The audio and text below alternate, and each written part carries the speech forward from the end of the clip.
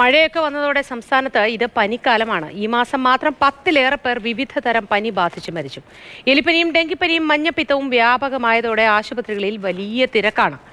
അപ്പോൾ വിവിധ സ്ഥലങ്ങളിൽ നിന്ന് നമ്മുടെ റിപ്പോർട്ടർമാരൊക്കെ ചേരുന്നു. ആദ്യം കോഴിക്കോട് ബീച്ച് ആശുപത്രിയിൽ നിന്ന് മുഹമ്മദ് ഷഹീദ് ചേരുന്നുണ്ട്. ഷഹീദിലേക്ക് പോവുകയാണ്. ഷഹീദെ, ഗുഡ് മോർണിംഗ്. അവിടെ പനി, പകർച്ചപ്പനിയൊക്കെ ഒരുപാട് റിപ്പോർട്ട് ചെയ്യപ്പെടുന്നുണ്ടോ? ആശുപത്രിയിൽ തിരക്ക് അനുഭവപ്പെടുന്നുണ്ടോ? മോത്തി, കോഴിക്കോട് ഏറ്റവും പ്രധാനമായും ഇപ്പോൾ നേരിടുന്ന ഭീഷണി രണ്ട് പനിയാണ്. ഒന്ന് വെസ്റ്റ് നൈൽ പനിയും ഒന്ന് അമീബിക് മെനിഞ്ചൈറ്റിസ്, അതായത് മസ്തിഷ്ക ജ്വരം ബാധിച്ച് ഉള്ള മരണവും. അത് രണ്ട് കേസുകളിൽ 2 മരണങ്ങൾ കോഴിക്കോട് റിപ്പോർട്ട് ചെയ്തു. അമീബിക് മസ്തിഷ്ക ജ്വരം ബാധിച്ച് കഴിഞ്ഞ ദിവസം ഒരു കുട്ടി, മലപ്പുറം മുതിയ സ്വദേശി ഒരു കുട്ടി മരണപ്പെടുന്ന സാഹചര്യമുണ്ടായി. 3 പേർ മെഡിക്കൽ കോളേജ് ആശുപത്രിയിൽ ഇപ്പോൾ ചികിത്സയിൽ കഴിയുന്ന സാഹചര്യമുണ്ട്. ഒപ്പം തന്നെയാണ് ഞാൻ നേരത്തെ സൂചിപ്പിച്ച വെസ്റ്റ് നൈൽ കോട്ടയം സ്വദേശിയായ ഒരാൾ കോഴിക്കോട് മെഡിക്കൽ കോളേജിൽ വെച്ച് മരിക്കുന്ന സാഹചര്യമുണ്ടായി.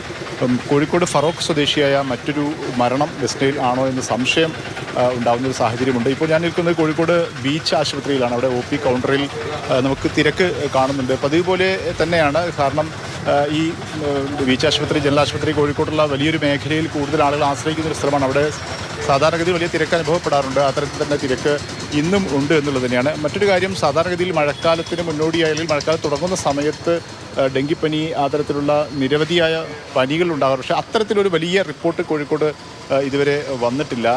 ആളുകളൊക്കെ ഇവിടെ കാത്തിരിക്കുന്നുണ്ട്. നിങ്ങൾ കാണിക്കാൻ വേണ്ടിയാണ്. അസുഖം എന്താണ്? അതിവിടെ സർജറി കഴിഞ്ഞതാ. മൂപ്പർക്ക് കാലിന് വയ്യാഞ്ഞിട്ട്. അപ്പം അതിൻ്റെ പനി ബാധിച്ചു വന്നവരുണ്ടോ ആരെങ്കിലും? ഇന്നലെ എങ്ങനെയാണ് ക്ഷീണം അനുഭവപ്പെടുന്നത്? തൊണ്ടവേദന, പുറം വേദന. വീട്ടിലാർക്കെങ്കിലും ഉണ്ടോ? ഇല്ല.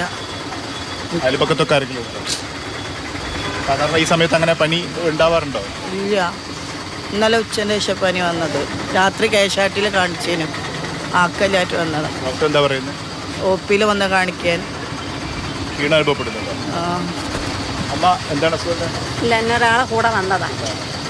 മൊത്തി പനി ബാധിച്ച് എത്തുന്നവരുണ്ട്. മറ്റ് പല പ്രശ്നങ്ങളുമായും ഡോക്ടറെ കാണിക്കാൻ എത്തുന്ന ആളുകളുണ്ട്. അവരെല്ലാവരും ഇപ്പോൾ OP ടിക്കറ്റിന് വേണ്ടി ക്യൂ നിൽക്കുന്ന സാഹചര്യമാണുള്ളത്. വലിയ ക്യൂ, ഇവിടെ ഒരു 10-11 മണിയൊക്കെ ആകുമ്പോഴേക്ക് സാധാരണഗതിയിൽ തന്നെ വലിയ ക്യൂ അനുഭവപ്പെടുന്നതാണ് ഈ കോഴിക്കോട് ബീച്ച് ആശുപത്രിയിൽ OP. ഇപ്പോൾ ആളുകൾ എത്തി തുടങ്ങിയിട്ടുണ്ട്.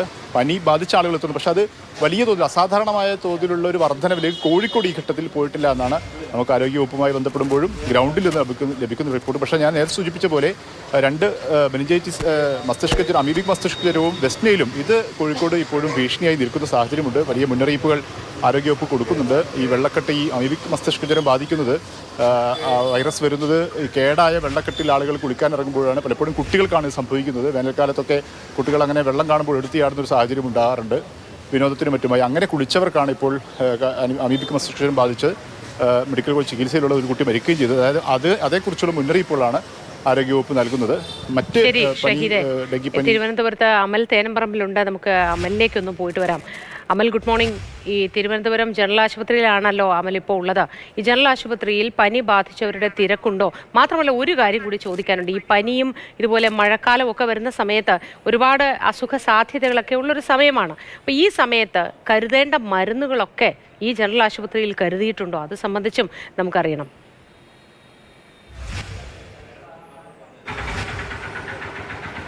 മഴക്കാലം കൂടി ആയതോടെ ആശുപത്രികളിലെ തിരക്ക് വർദ്ധിച്ചിട്ടുണ്ട്. പക്ഷേ വലിയൊരു തിരക്ക് എന്ന് പറയാൻ പരുവത്തിനുള്ള തിരക്ക് നമുക്ക് തിരുവനന്തപുരത്തെ ആശുപത്രികളിൽ അങ്ങനെ കാണാൻ കഴിയുന്നില്ല.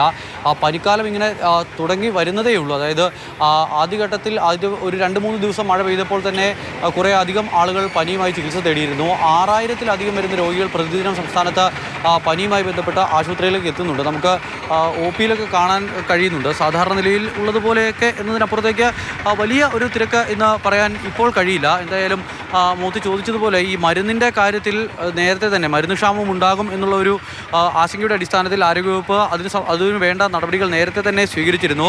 മെഡിക്കൽ സർവീസ് കോർപ്പറേഷനോട് കൃത്യമായി മരുന്ന് സംഭരിക്കണം എന്നൊരു മുന്നറിയിപ്പ് നൽകിയിട്ടുള്ളതായിരുന്നു. അതിനാൽ തന്നെ മരുന്നിൻ്റെ കാര്യത്തിൽ വലിയ പ്രതിസന്ധി നിലവിൽ നേരിടുന്നില്ല. ആശുപത്രികളിൽ അത്യാവശ്യം പനിയുമായും മറ്റുമൊക്കെ എത്തുന്ന രോഗികൾക്ക് മരുന്ന് നൽകാൻ കഴിയുന്നുണ്ട്. പക്ഷേ ഇനിയും ഇതുപോലെ മുന്നോട്ട് പോവുകയാണെങ്കിൽ, നിയന്ത്രിക്കാൻ കഴിയാത്ത വിധത്തിൽ പനിയുടെ തോത് മുന്നോട്ട് പോവുകയാണെങ്കിൽ ഒരുപക്ഷെ പ്രതിസന്ധി ഉണ്ടായേക്കാം. നിലവിൽ എന്തായാലും ആശുപത്രികൾക്ക് ഈ എത്തുന്ന ആളുകളെ ഉൾക്കൊള്ളാൻ പരുവത്തിനുള്ള സംവിധാനം ആശുപത്രികളിൽ സജ്ജമാക്കിയിട്ടുണ്ട് എന്നുള്ളതാണ് ആരോഗ്യമന്ത്രി വ്യക്തമാക്കുന്നത്. മാത്രമല്ല ഇന്ന് ഈ പനി അടക്കമുള്ള വിഷയങ്ങൾ, പകർച്ചവ്യാധി അടക്കമുള്ള വിഷയങ്ങൾ അവലോകനം ചെയ്യാനായി ആരോഗ്യമന്ത്രി ഒരു യോഗം കൂടി വിളിച്ചിട്ടുണ്ട്. ആരോഗ്യവകുപ്പ് സെക്രട്ടറി അടക്കമുള്ളവർ ആ യോഗത്തിൽ പങ്കെടുക്കും. അതിനുശേഷം എന്തെങ്കിലും തരത്തിലുള്ള കുറവുകൾ ഉണ്ടെങ്കിൽ അതുകൂടി പരിഹരിച്ച് മുന്നോട്ട് പോകുന്നതിനാവശ്യമായ നടപടി സ്വീകരിക്കും എന്നുള്ളതാണ് ആരോഗ്യവകുപ്പ് വ്യക്തമാക്കുന്നത്. നിലവിൽ എന്തായാലും ആരോഗ്യവകുപ്പിനെ സംബന്ധിച്ചിടത്തോളം വലിയൊരു പ്രതിസന്ധി നേരിടുന്നില്ല. പക്ഷേ ഈ മഴക്കാലപൂർവ്വ ശുചീകരണമൊന്നും കൃത്യമായി നടക്കാത്തതിനാൽ തന്നെ പകർച്ചവ്യാധിക്കുള്ള സാധ്യത വലിയ തോതിലുണ്ട്. പ്രത്യേകിച്ച് ഈ നഗരപ്രദേശങ്ങളിലെല്ലാം തന്നെ മാലിന്യം കുന്നുകൂടി കിടക്കുന്ന അവസ്ഥയുണ്ടായിരുന്നു. കഴിഞ്ഞ ദിവസം നമ്മൾ കണ്ടതാണ്. ഈ മഴ ആദ്യത്തെ ഒരു 2 ദിവസം പെയ്ത സമയത്ത് വീടുകളിലേക്കടക്കം റോഡിലും മറ്റും ഉണ്ടായിരുന്ന മാലിന്യം ഒഴുകി കയറിയ ഒരു അവസ്ഥയുണ്ടായിരുന്നു. അതിനാൽ തന്നെ എലിപ്പനി അടക്കം മഞ്ഞപ്പിത്തം അടക്കമുള്ളവ പടർന്നു പിടിക്കാനുള്ള സാധ്യത മുന്നിൽ കണ്ടുകൊണ്ട് ജാഗ്രത പാലിക്കണമെന്നൊരു നിർദ്ദേശം ആരോഗ്യവകുപ്പ് നൽകിയിരുന്നു. ഈ ശുചീകരണ തൊഴിലാളികളും അതോടൊപ്പം തന്നെ മഴയത്തിറങ്ങി ജോലി ചെയ്യുന്ന ആളുകളും എല്ലാം തന്നെ ഈ പറയുന്ന ഡോക്സിസൈക്ലിൻ ഗുളികയടക്കം ആരോഗ്യ പ്രവർത്തകരുടെ നിർദ്ദേശപ്രകാരം കഴിക്കണമെന്നുള്ള മുന്നറിയിപ്പ് ഉണ്ടായിരുന്നു. പകർച്ചപ്പനിയൊക്കെ ഒരുപാട് വരാനുള്ള സാധ്യത ഉള്ളതുകൊണ്ടും മഴക്കാലം ആയതുകൊണ്ടും അഴുക്ക് വെള്ളം കെട്ടിക്കിടക്കുന്ന വെള്ളത്തിലൊക്കെ ഇറങ്ങുന്നത് കൊണ്ടും അങ്ങനെ എലിപ്പനി അടക്കമുള്ള രോഗങ്ങളിൽ ഒരു ശ്രദ്ധയുണ്ടാവണം.